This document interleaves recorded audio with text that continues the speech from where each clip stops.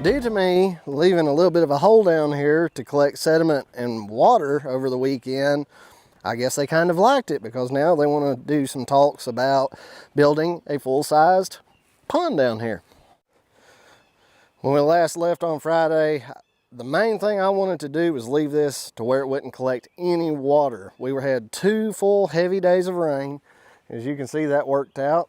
We put a little swale here, minor puddling, but water was able to drain around. We'll be able to get straight to work today since there's no soft stuff really. I'm going to strip off all this top material here that's kind of gray looking to y'all. You can see where it turns to clay up there. So once I strip this, I'll be able to start excavating that good clay material. I'll throw it behind me. I'll push it down with the skid steer, and we'll be able to hopefully by the end of the day ramp across to the other field.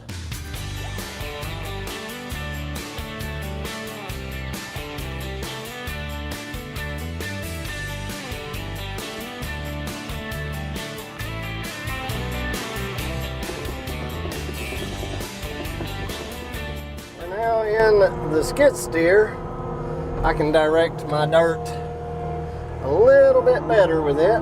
I want to start bringing dirt toward the middle and form a crossing to the other side between those 2 big trees.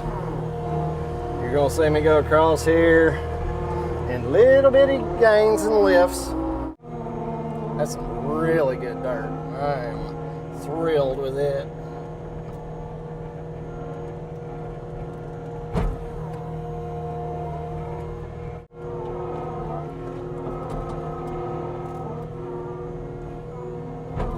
Oh yeah, we're getting her packed in now.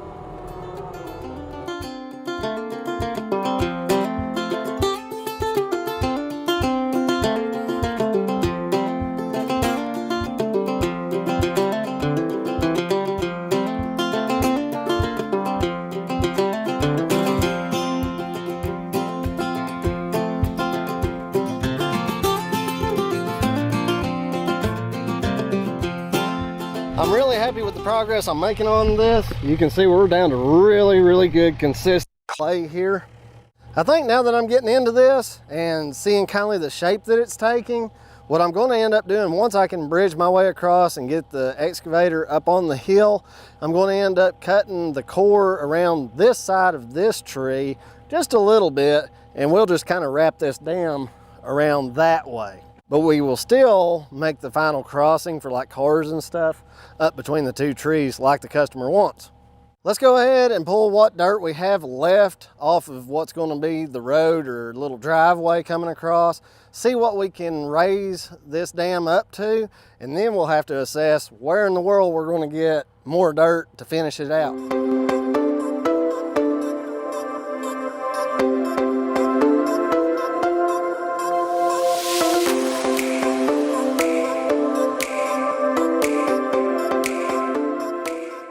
We're doing really good, folks. I've brought down all the dirt from behind you down off that hillside that we can take comfortably before I talk to the customers. We've taken it down here. We've actually ramped up to the other side really well. I've just got to take down that bunch of scrub between the 2 large trees over my left shoulder. I'm hoping that I can use the excavator to make a ramp from the other side to meet this dam here, and we can start hauling the lumber across. Because once we start getting this lumber moved, it's going to become very easy to excavate this dirt and move it down to this other side. And we were able to get this slope to where we can use the dump truck to do that if we decide to go that route. All the junk has been cleared. Up and away. I think we're going to do all right here.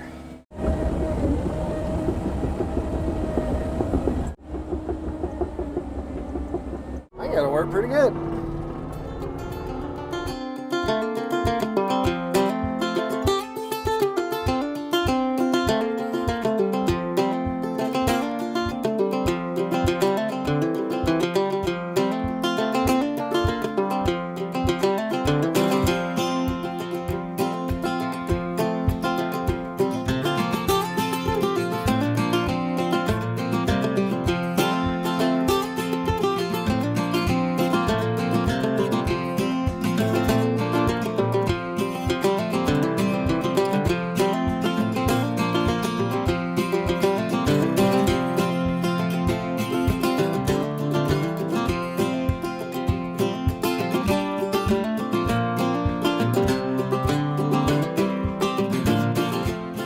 Welcome to day number 2.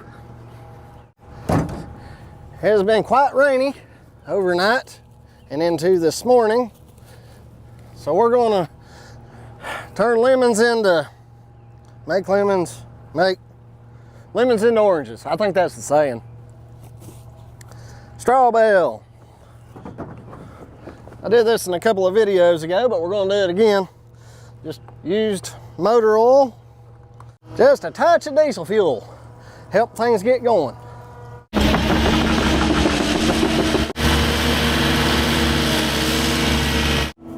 There's one thing about it. You can't just set your hay bale at the edge of these big fires. You've got to have progressively bigger and bigger material. So just like building a campfire, you gotta have kindling, which is your small stuff that ignites really easy. Make a small pile of that here. Got my tinder at the ready.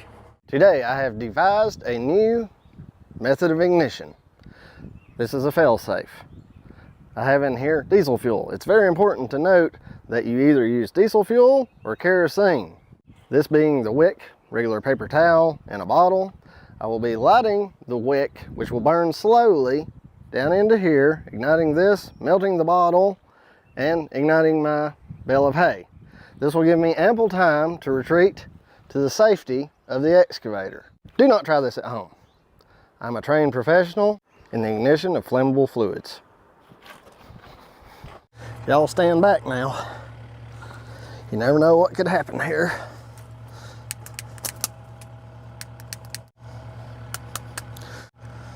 Flick your big mind.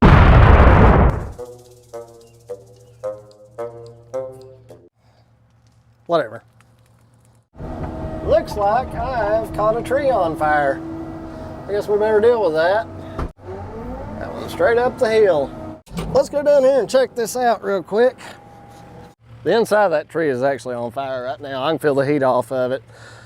What has happened, the wind got up a little bit there a little while ago, and it might have carried an ember from my fire up into this tree, and all that dead vines and the dead tree went right up, even though it's been wet.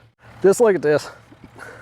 All this on the ground, all that white stuff is embers and ash that's popping off of that tree, and y'all may be able to see it, but the inside of the fire is inside of that hollow tree. Look at it. Is that not amazing? We have to be really careful when I push on that tree that I don't break that burning top out and it come right down on top of me.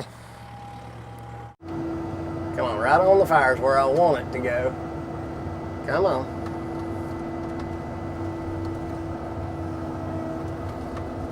Right on the fire.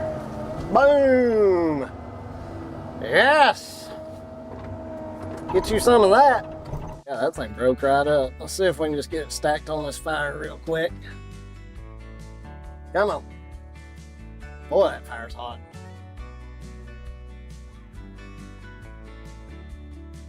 That is a hot fire. It's about to get a lot hotter. Vines. I love vines.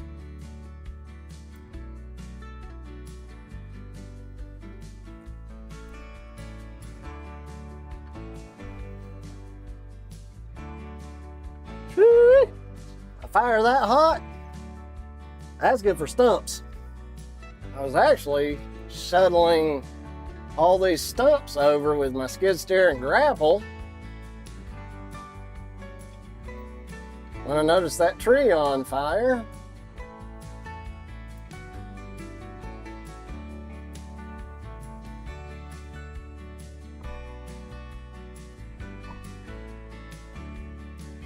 Okay. Oh, what the heck? Let's go ahead and pile this on too.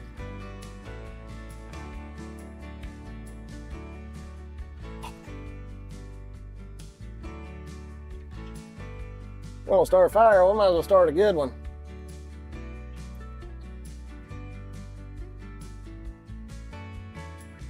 Surround all those stumps with this stuff. We'll just let that keep burning. I'll go back over here, jump on the skid steer, and haul the rest of the garbage over.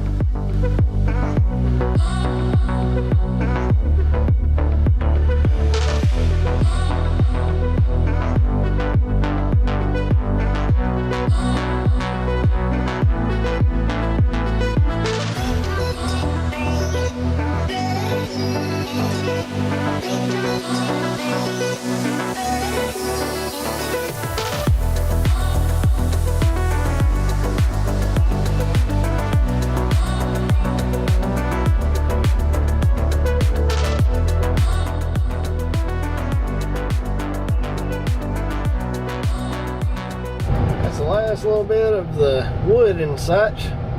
Let's see how it does burning down overnight. Hey everybody, it's actually 2 days later. I didn't get to film any yesterday. I was mostly just cleaning up a little bit. This is what's left.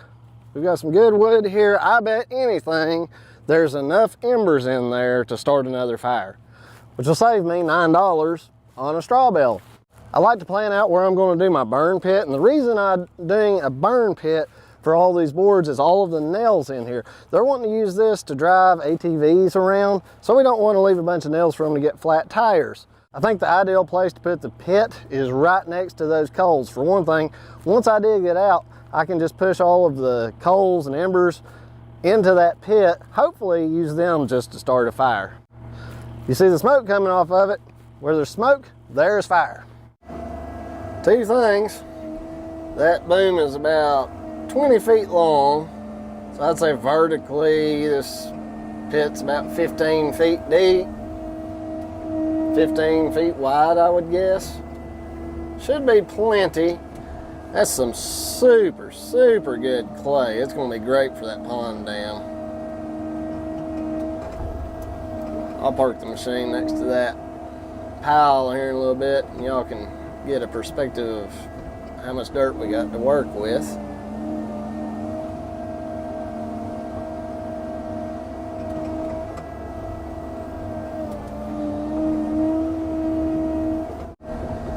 We'll see if there's some fire in these coals.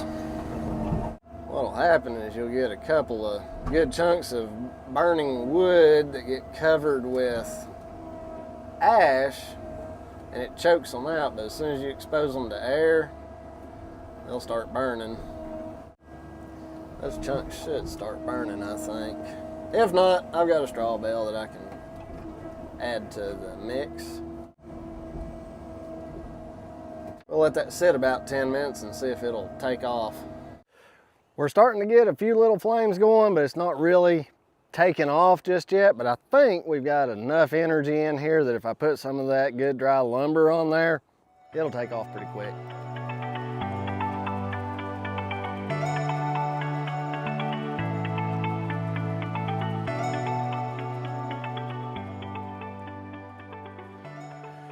Oh man, that wood's already taking off down there. As soon as I see flames licking all the way up through the top of that little pile, we'll fill this whole pit up.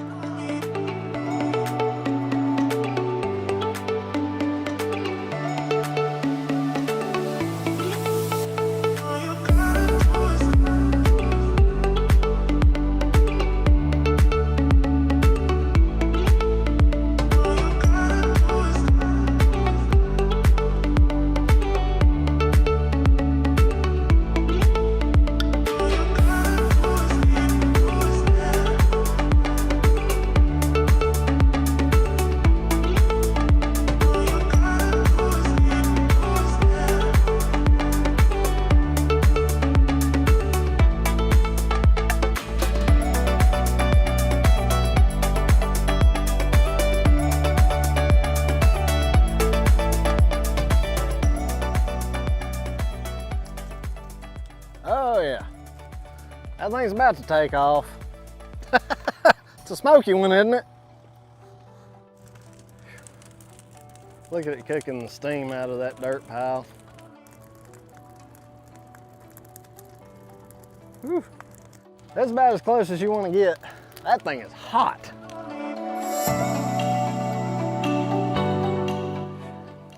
Y'all probably just saw on the last clip from the drone, we've got where a dead limb has broken off of a walnut up here. And that part of what was left of that limb has died, dried out, and now we've had an ember land up there and it's caught it on fire. I'm just going to keep an eye on that. I've got several hours before I have to take off for the day. If it's still smoldering at all when it gets close to time for me to leave, I'll probably just have to push that tree on down, and when I come back to finish burning, I'll cut that tree up and just burn it up. I'm definitely going to dial back the speed at which I'm putting wood on this fire.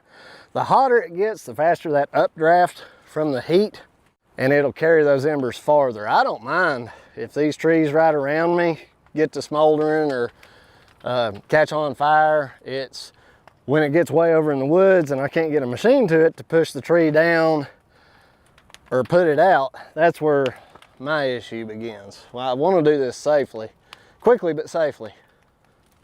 That pile's really burned down fast. Really happy with it.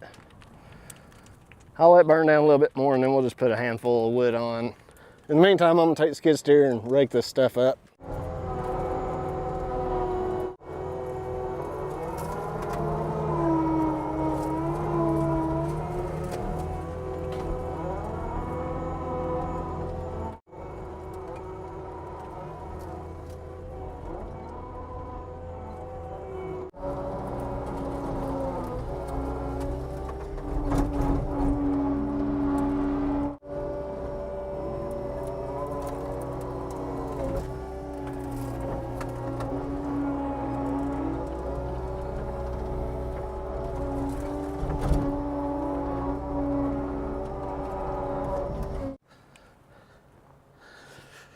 That's going pretty good.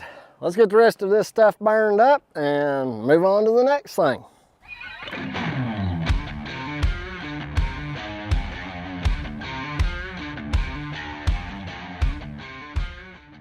All the lumber from the chicken coop is gone. And that's all that's left of it. It's a pretty good pile of ash considering that was about 15 feet deep. On to the next step. We've still got a whole lot of concrete block, wood mixed in with a little bit of chicken poo and mud. I'm going to use the excavator, rake everything into one row. Then we'll use the skid steer and bucket to haul everything over to the burial pit.